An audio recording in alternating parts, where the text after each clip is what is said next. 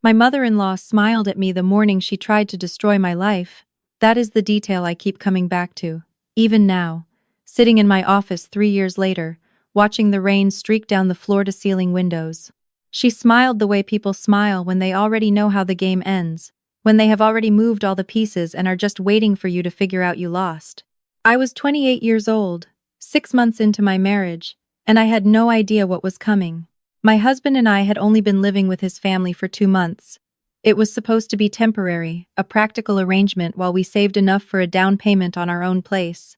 His grandfather, a retired civil engineer named Harold, lived in the main house on the property, and his parents occupied the guest wing. When my husband suggested it, he made it sound simple. It's a big house. My grandfather loves company, and we'll be out in 6 months tops. I agreed because I loved him, and because Harold genuinely was a wonderful man. He called me his favorite nurse from the first week, mostly because I was the only nurse he had ever personally known, but the warmth behind it was real. I worked long shifts at the regional hospital, 12 hours on my feet, and I came home tired in the way that lives inside your bones. But Harold would always be awake in his armchair when I got in, a cup of tea cooling beside him, ready to ask how my day had gone. He remembered the names of my patients from week to week. He asked follow-up questions. He was sharper at 81 than most people I knew at 40. My mother-in-law tolerated me the way you tolerate a small noise you cannot locate. She was never openly rude, never said anything I could point to and call cruel. It was the other things. The way she would redirect a compliment about my cooking into a story about how my husband's ex-girlfriend used to make the same dish better. The way she would ask, in front of the whole table, whether my hospital salary was really enough for a family long-term. The way she called me the nurse to her friends on the phone, never by my name. I told myself it was an adjustment period. I told myself she just needed time. What I did not know, in those first 2 months, was that Harold had recently updated his estate plan. His total assets were significant, and the new plan directed a substantial portion to my husband and, by extension, to our household. My mother-in-law had expected to be the sole beneficiary managing everything. Harold had apparently decided, quietly and without drama, that he wanted things distributed differently. I found this out later. Much later. But my mother-in-law found out immediately, because she had been carefully monitoring Harold's mail for years. The first thing that happened was small enough that I almost missed it. Harold mentioned at dinner that his watch was missing, a silver piece his late wife had given him, no monetary value that he cared about but enormous sentimental weight. He was confused, the gentle confused of someone who knew his own mind well and was troubled when it seemed to slip. I helped him look for 20 minutes. We found it behind the cushion of his armchair, which made sense.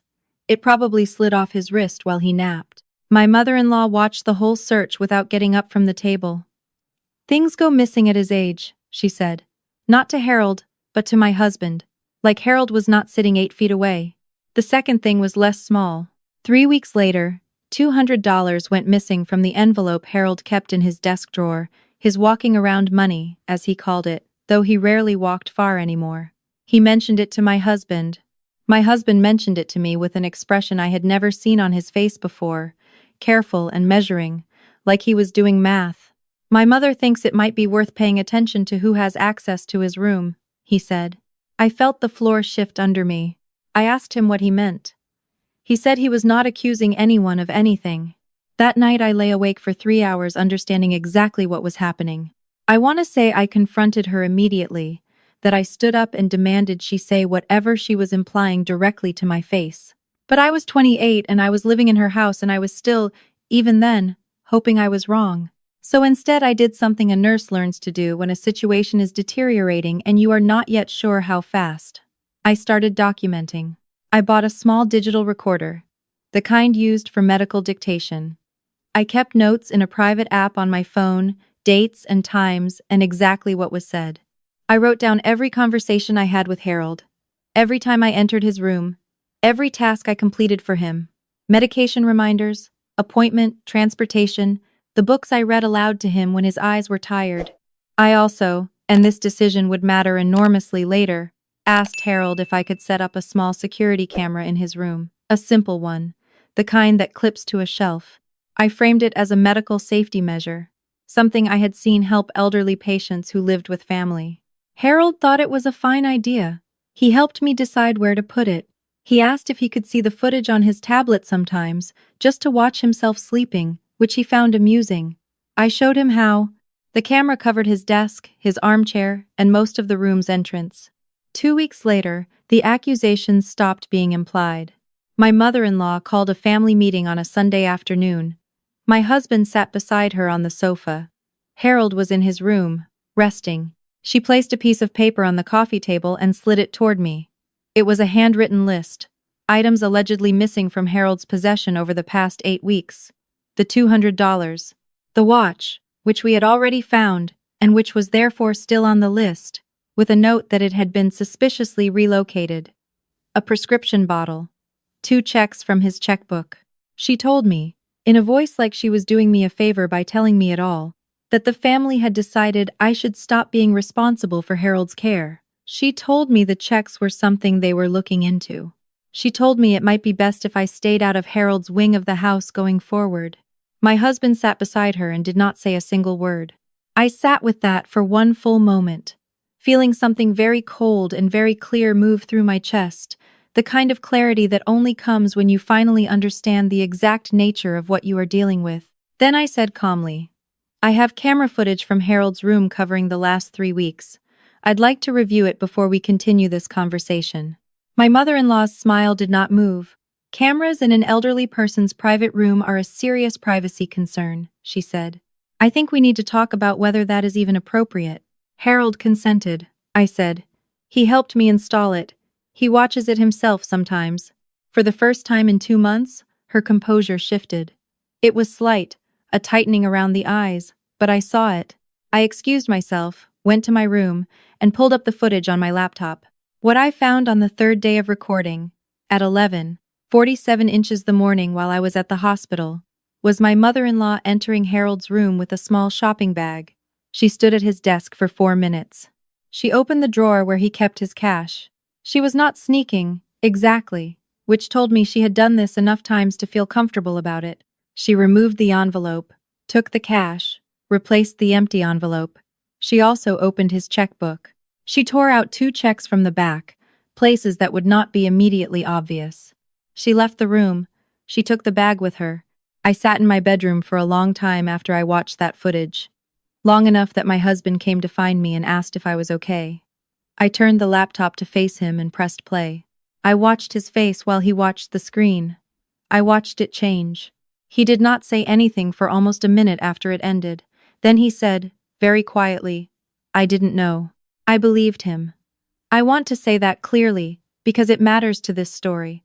I believed my husband when he said he did not know what his mother had been doing. What I did not forgive, not then and not for a long time, was how willing he had been to sit silently on that sofa while she aimed her suspicion directly at me. Believing her had been easier for him than questioning her, and that ease had cost me something I was still calculating. What are you going to do? He asked. I'm going to talk to Harold first, I said.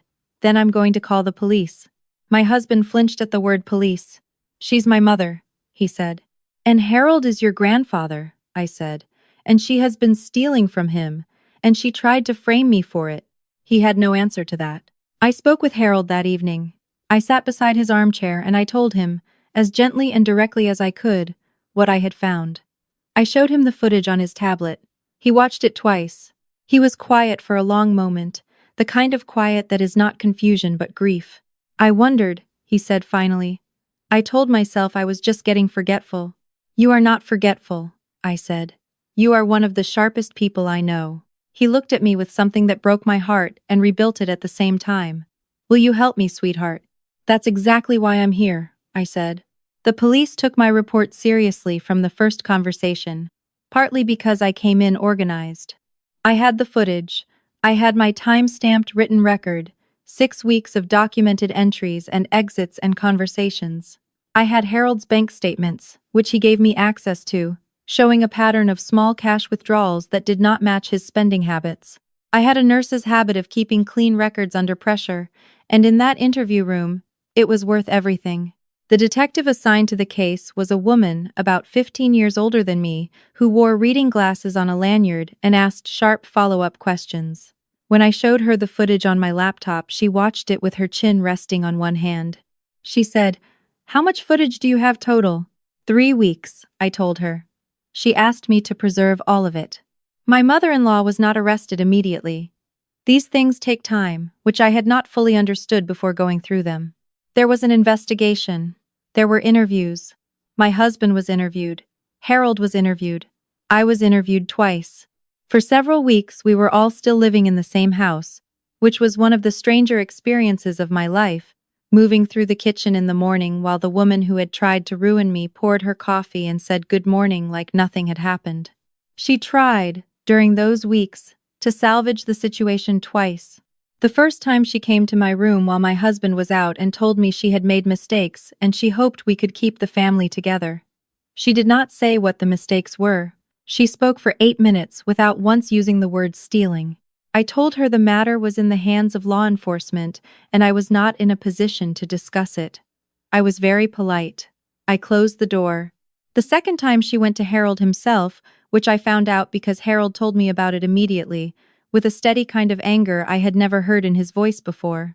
She had sat beside him and taken his hand and told him that pressing charges against family would destroy the family, that she hoped he would consider withdrawing his cooperation with the police. Harold told her, in the words he repeated to me, "I spent 81 years building something honest. I am not going to spend whatever time I have left pretending dishonesty is something else." He was something, that man. He genuinely was. My husband and I had hard conversations during those weeks. Some of them I do not want to fully reconstruct here because they were the kind that cost both people, the kind you cannot have without leaving marks. He had sat on that sofa. He had listened to his mother imply I was a thief and chosen silence. And I needed him to understand what that silence had meant. He needed me to understand what it costs to see a parent clearly for the first time at 31. We were both right. We were both asking for something the other person was genuinely struggling to give. What I can tell you is that he showed up. He told the detective exactly what he had witnessed, without softening it. He told Harold he was sorry. He sat with me at the kitchen table at midnight more than once and did not try to fix anything, just stayed. That is what I needed. Not someone perfect. Someone who could stay. My mother-in-law was charged with elder financial abuse and theft. Charges that in our state carry serious weight. The investigation ultimately uncovered a longer pattern than I had documented, nearly 14 months of systematic small withdrawals and 2 checks she had cashed through an account my husband knew nothing about. The total was significant. She did not go quietly. There was a period where her attorney tried to argue that Harold's cognitive decline, which they suddenly and conveniently claimed was severe, made the footage inadmissible as meaningful consent. Harold's own doctor, the same doctor who had been seeing him for 6 years, submitted documentation that his cognition was excellent for his age and that he had been fully capable of consenting to monitoring in his own room. Harold showed up to every hearing he was able to attend. He sat in the gallery in his good blazer, with his hands folded in his lap, and he watched the proceedings with clear eyes. My mother-in-law pleaded guilty 9 months after the original report. She received a sentence that included restitution, probation, and community service. She did not go to prison, which I know some people will feel was insufficient. What I can tell you is that Harold got his money back, which he promptly put in a separate account that my mother-in-law had no access to, and that the family's social world, which had been built largely on her curation of how others saw her, became very quiet very quickly. There are consequences that do not involve courtrooms that are nonetheless real. My father-in-law, through all of this, was a complicated figure. He had not participated in what his wife had done, but he had not seen it either, or had chosen not to, which are sometimes the same thing. He aged visibly over those 9 months. By the time it was resolved, he was a quieter man than he had been. He apologized to me once, briefly, in the driveway, and I accepted it because he meant it, and because Harold loved him, and because I was tired of carrying things that belonged to other people. My husband and I moved into our own home 7 months after filing the report. A small house, nothing extraordinary, with a yard that needed work and a kitchen that needed new fixtures. We painted every room ourselves over 2 weekends. I remember standing in the living room with paint on my forearms and looking at the walls we had just made a particular shade of soft white and feeling something I had not felt in a long time. Safe. Just genuinely, uncomplicated safe. Harold came to see the house when we had finished it. He walked through every room slowly, one hand on my husband's arm for balance, and he told us what he thought of each one. He said the kitchen was sensible. He said the guest room would be comfortable. He stood in the backyard for a while, looking at the sky, and said it was a fine piece of land and we should grow something in it. We planted tomatoes the following spring. Harold never saw them come in. He passed away 14 months after we moved, in his own armchair, in the early morning, which was exactly how he had wanted it. He had told me once, during one of our late-night conversations, that he was not afraid of dying, he was only afraid of being taken somewhere unfamiliar at the end. He got to stay. I have thought about what my mother-in-law was really after. In those months she spent trying to dismantle my life. She wanted the money, obviously, but I do not think that was the whole of it. She wanted to remain the most important woman in the household, the one whose judgment was final, the one her son deferred to. My presence complicated that, and Harold's updated estate plan threatened it, and those two things together turned something that might have been ordinary resentment into something calculated and deliberate. I do not say this to excuse what she did. I say it because understanding the mechanism matters. When someone targets you the way she targeted me, it is easy to make it entirely about yourself, to ask what you did to cause it, to spend years trying to find the version of yourself that would have been small enough to avoid it. But there is no such version. The problem was never me. The problem was a person who had decided her comfort mattered more than my dignity, more than Harold's safety, more than the truth. You cannot negotiate with that. You can only document it carefully and refuse to disappear. I was promoted to charge nurse last year. It is not a dramatic transformation, not a forensic accounting firm or a high-rise office. It is a unit of 22 beds and a team of people I would trust with my life, and with the lives of the people in those beds, which amounts to the same thing. I am good at my job because I pay attention and because I keep records and because I do not panic when things get difficult. Those are not glamorous skills, but they are real ones, and they were forged, not given. My mother-in-law is living in a smaller apartment now, in a different part of the city. My husband sees her occasionally, never with me, and that is an arrangement we have agreed to without a great deal of drama. There are things I cannot give her, not because I am incapable of forgiveness, but because forgiveness does not require you to rebuild access. You can forgive someone and still maintain the wall. That is not hardness. That is architecture. What I want you to take from this, if you are sitting somewhere right now in a house that does not feel safe, with people who are reshaping the story of who you are when you are not in the room, start with what you can document. Write down the date, the time, the exact words, not because it will definitely become legal evidence, though it might, but because the act of documentation is the act of insisting that what happened to you is real, that it deserves to be recorded, that you are not going crazy, and you are not misremembering, and you are not the problem they need you to believe you are. You are a person who pays attention. In the right circumstances, that is the only weapon you need.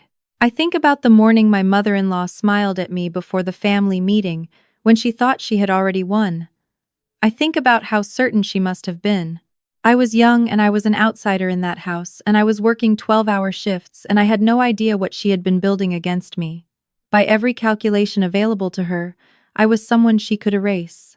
What she did not calculate was Harold, who loved honesty more than peace.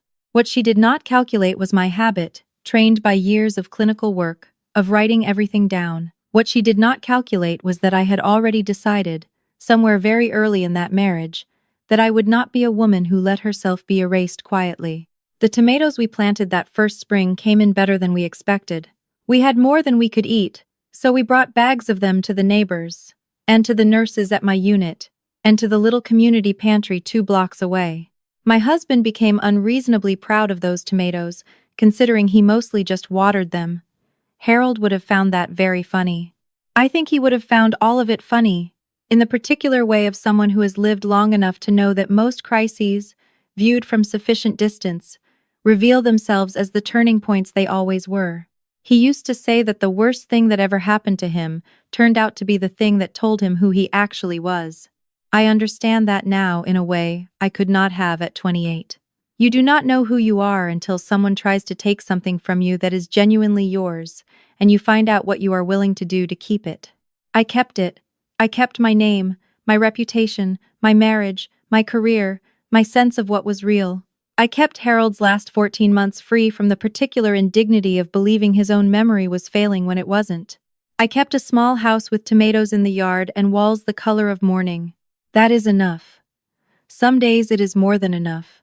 Some days it feels like an abundance I never would have found if I had not first lost almost everything. If you have ever had to stand your ground against someone in your own family, someone who was supposed to protect you, I want to hear about it in the comments. You are not alone in that room. And if this story found you at the right moment, please subscribe to Restoration Stories, because there are more of these waiting, more women who documented carefully and stayed standing and built something real from the rubble. Your attention is a gift. I do not take it lightly.